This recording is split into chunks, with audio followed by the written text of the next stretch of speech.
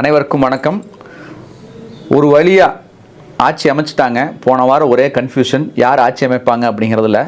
அதனால் நம்ம வீடியோ போட்டால் யாரும் பார்க்க மாட்டாங்கன்னு தெரிஞ்சு போன வார வீடியோவை நம்ம ஸ்கிப் பண்ணிட்டேன்.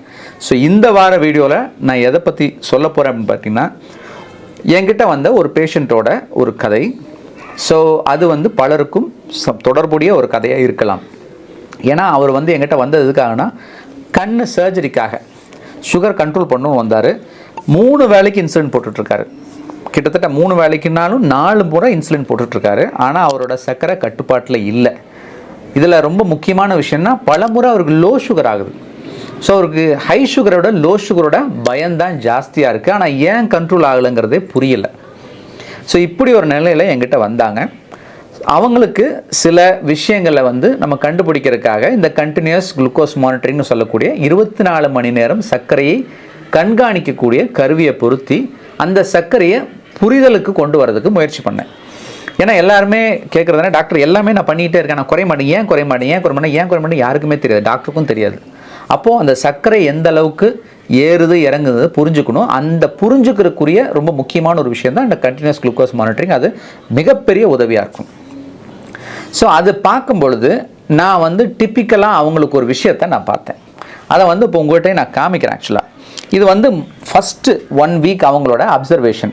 இந்த அப்சர்வேஷனில் பார்த்தீங்க அப்படின்னா, பெரும்பாலான நேரத்தில் அவங்களோட சர்க்கரை கட்டுப்பாட்டில் இல்லாமல் இருக்குது. அந்த கட்டுப்பாட்டில் இல்லாமல் இருக்கிறதுக்கு மிக முக்கியமான காரணம் என்ன அப்படின்னு கேட்டிங்கன்னா, காலையில் விடிய காத்தால் 3-4 மணிக்கு அவரோட சர்க்கரை உயர ஆரம்பிச்சிருது. 8 மணி வரைக்கும் அதிகமாகவே இருக்குது. அதுக்கு பிறகு அவர் சாப்பிடும் பொழுது திரும்பவும் கொஞ்சம் உயருது, திரும்பி மத்தியானத்துக்கு மேலே இறங்கி வருது. ஸோ அவர் எப்பவுமே செக்கப்புக்கு போகிறது காலையில் அவர் சுகர் செக் பண்ணும்போது ஹையாக இருக்குது. ஆனால் அதனால் டோஸை இன்க்ரீஸ் பண்ணி சாயங்கால நேரத்தில் லோ சுகர் போகிறாரு. அவர் என்கிட்ட சொல்கிற கம்ப்ளைண்ட்ஸ் என்ன, எனக்கு லோ சுகர் ஆகுதுன்னு. ஸோ ரிப்போர்ட்டில் ஹையாக இருக்குது, ஆனால் அவருக்கு லோ சுகர் ஃபீல் பண்ணுறாரு. ஸோ ரெண்டுமே உண்மை தான், ரெண்டுமே நடந்திருக்கு. அதுக்குரிய மிக முக்கியமான காரணத்தை நம்ம புரிஞ்சுக்கணும். அவரை அடுத்த கேள்வி கேட்டேன், நைட் ஏதாவது நீங்கள் பசிச்சு எந்திரிச்சு நீங்கள் சாப்பிட்றீங்களான்னு.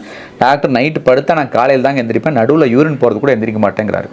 அப்புறம் எப்படி சர்க்கரை அதிகமாகும்? இதுக்கு ரொம்ப முக்கியமான ஒரு காரணம் இருக்குது. டான் ஃபினாமினா அப்படின்னு சொல்லுவோம். இதை பற்றின ஒரு தெளிவான வீடியோ முன்னாடியே கொடுத்துருக்கேன். இருந்தாலும் இப்போ ஷார்ட்டாக உங்களுக்கு சொல்கிறேன். பொதுவாக நம்ம உடம்புக்கு தேவையான ஹார்மோன்ஸ் எல்லாமே நமக்கு எப்போ சுரக்கும் அப்படின்னு கேட்டிங்கன்னா, நடுராத்திரி 2 to 3 மணி 4 மணிக்குள்ளே சுரக்கும். இதனால தான் இந்த தொடர்ந்து நைட் டியூட்டி பார்க்குறவங்க அவாய்ட் பண்ணும், அவங்களோட சிஸ்டம் மாறுதல் ஆகிடும் அப்படின்னு சொல்கிறது. ஸோ அந்த 3-4 மணி வரைக்கும் சுரக்கிற ஹார்மோன் 4 மணிக்கு நம்ம ரத்தத்தில் வெளியில் வரும். அதோட வேலையை செய்கிறதுக்காக 24 மணி நேரம் அதுக்கு என்னென்ன வேலை இருக்கோ அதை செய்கிறதுக்காக. இதில் பெரும்பாலான ஹார்மோன்ஸ் இன்சுலினுக்கு எதிர்த்து வேலை செய்யக்கூடியது. கவுண்டர் ஹார்மோன்ஸ் டு இன்சுலின் சொல்லுவோம். ஸோ அந்த நேரத்தில் இன்சுலினோட வேலையை அது மறைச்சிரும். அதனால சர்க்கரை உயர ஆரம்பிச்சிரும். பெரும்பாலும் நம்ம சாப்பிடாட்டி கூட நம்மளோட லிவரில் ஸ்டோர் ஆகிருக்க குளுக்கோஸை அதை ரிலீஸ் பண்ணும். ஸோ காலையில் எந்திரிச்சு பார்த்தா அவங்க சர்க்கரை அளவு அதிகமாக இருக்கும். இதில் ரொம்ப முக்கியமான விஷயம் என்னென்னு கேட்டிங்கன்னா, இது நிறைய பேர்த்துக்கு நடக்கும். ஆனால் ஒரு சிலருக்கு பார்த்தீங்க அப்படின்னா ஒரு 160 170 அந்த ரேஞ்சில் ஃபாஸ்டிங்கில் இருக்கும். ஆனால் சாப்பிட்ட பிற்பாடு பார்த்தீங்கன்னா 130 140 வந்துடும். சண்டை போடுவாங்க, டாக்டர் உங்கள் லேபில் தப்பாக காமிக்குது, காலைல ஃபாஸ்டிங்கில் அதிகமாக இருக்குது, சாப்பிட்டதுக்கப்புறம் குறைவாக இருக்குது, எப்படி நான் சாப்பிட்டோன்னே குறையும் அப்படின்னு நிறைய பேர் கேட்பாங்க. இதுக்கு முக்கியமான காரணம் இந்த டான் ஃபினாமினால் இன்க்ரீஸ் ஆகுறது. அதுக்கப்புறம் அவங்க ஹார்மோன் இன்சுலின் வேகமாக சுரந்து அந்த சர்க்கரையை கட்டுப்பாட்டில் வந்துடுது. ஸோ இவங்களுக்கெல்லாம் பார்த்தீங்கன்னா பெரும்பாலும் அவங்களோட HbA1c 3 மாத சராசரி சர்க்கரை அளவு கட்டுப்பாட்டில் இருக்கும். அவங்க பயப்பட தேவையில்லை. ஏன்னா என்னோடய ஃபாஸ்டிங் அதிகமாக இருக்குது அப்படின்னு சொல்லிட்டு பயத்திலேயே இருந்தாங்கன்னா இன்னும் சர்க்கரை அளவு அதிகமாகும்.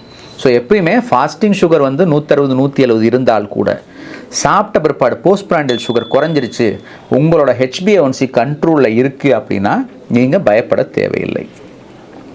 அதுவே ஃபாஸ்டிங் சுகர் ரொம்ப அதிகமாக இருக்குது. இப்போ நான் சொன்ன பேஷண்ட்க்கு ஃபாஸ்டிங் 300 320 அந்த மாதிரி இருக்குது. சாப்பிட்டதுக்கப்புறம் ஒரு 20-30 ஏறுது. ஆனால் HbA1c பார்த்தீங்கன்னா 11 12 அப்படி இருக்குது. ஸோ இவங்களுக்கு சரியான சிகிச்சையை நம்ம செஞ்சு தான் ஆகணும்.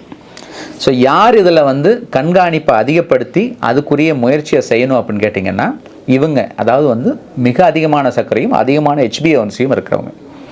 சரி, இவருக்கு நான் ஒரு முயற்சி, என்ன பண்ணோன்னா பொதுவாக வந்து இந்த மாதிரி ஃபாஸ்டிங் அதிகமாகும் போது நைட்டு டோஸை நம்ம இன்க்ரீஸ் பண்ணலாம் அப்படின்னு நைட்டு எவ்வளோ தான் நம்ம டோஸை இன்க்ரீஸ் பண்ணாலுமே காலையில் இந்த டான்ஃபினாமா கண்ட்ரோல் பண்ணுறது ரொம்ப ரொம்ப கஷ்டமாக இருக்கும்.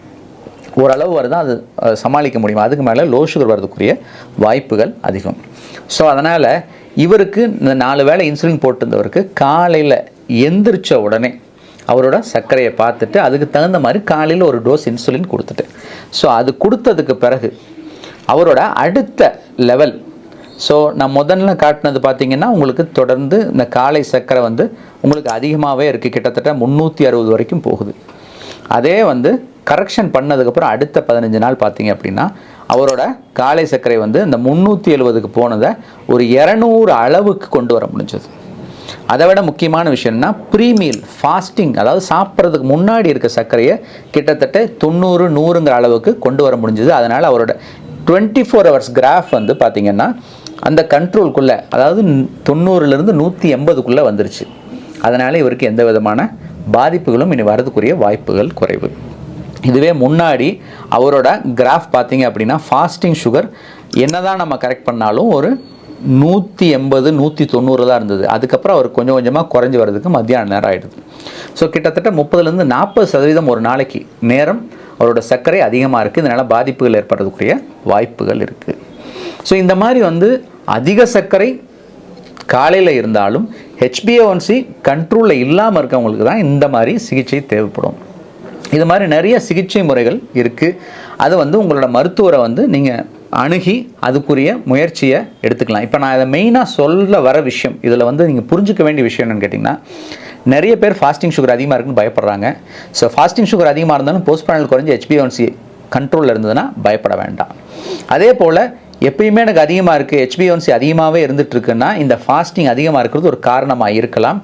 அதை கண்டுபிடிக்கிறதுக்கு இந்த 24 hours மானிட்டரிங் CGMனு சொல்லுவோம், அந்த பேட்ச் போட்டு நீங்கள் வந்து மானிட்டர் பண்ணுறது ரொம்ப ரொம்ப அவசியம். அப்படி இருந்ததுன்னா அதுக்கான ஒரு முயற்சி எடுத்திங்கன்னா நிச்சயமாக உங்கள் சர்க்கரை அளவை கட்டுப்பாட்டில் கொண்டு வர முடியும், பாதிப்புகள் ஏற்படுறதை நிச்சயமாக தவிர்க்க முடியும். இது வந்து யாருக்கு நடக்கும்னு கேட்டிங்கன்னா, சர்க்கரை உள்ளவர்களுக்கு ஒரு 20-30% பேர்த்துக்கு இந்த மாதிரி டான் ஃபினாமினா இருக்கலாம். அந்த 20-30% பேர்த்துலேயும் மிக அதிகமாக இருக்கிறது யாருன்னு கேட்டிங்கன்னா, இன்சுலின் டிபெண்ட்டாக இருக்கிறவங்களுக்கு. இன்சுலின் போட்டால் தான் அவங்களோட வாழ்க்கை நகரும் அப்படிங்கிற ஒரு கட்டத்தில் டைப் 1 டயபெட்டிஸாக இருக்கவங்களுக்கு தான் வந்து இந்த மாதிரி மிக அதிகமான சர்க்கரை டான் ஃபினாமினால வரலாம்.